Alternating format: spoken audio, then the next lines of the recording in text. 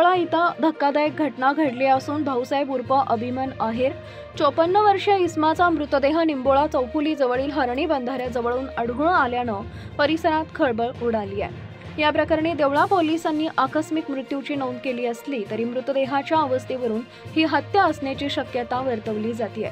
घटनास्थळी मृतदेह रक्ताच्या थारोळ्यात आढळून आला असून डोक्याला गंभीर स्वरूपाची दुखापत झाल्याचं स्पष्ट झालंय। त्यामुळे अपघाताच्या शक्यतेपेक्षा ही हत्या असावी असा संशय अधिक बळावत चाललाय।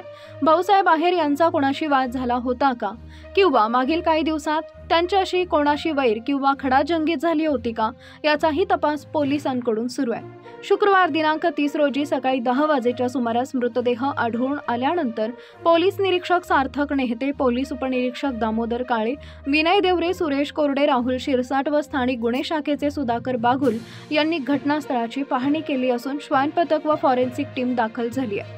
मृतदेह उत्तरीय तपासणीसाठी देवळा ग्रामीण रुग्णालयात पाठवण्यात आला असून शवविच्छेदन अहवालानंतर मृत्यूचं नेमकं कारण स्पष्ट होणार आहे। दरम्यान ही नैसर्गिक घटना, अपघात की पूर्वनियोजित हत्या यावरून निंबोळा परिसरात उलटसुलट चर्चा रंगत असून पोलिसांकडून सर्व बाबी तपासत सखोल चौकशी सुरू असून लवकरच सत्य समोर येईल अशी माहिती सूत्रांकडून मिळते आहे। गावात या घटनेमुळे भीतीचं वातावरण निर्माण झालंय।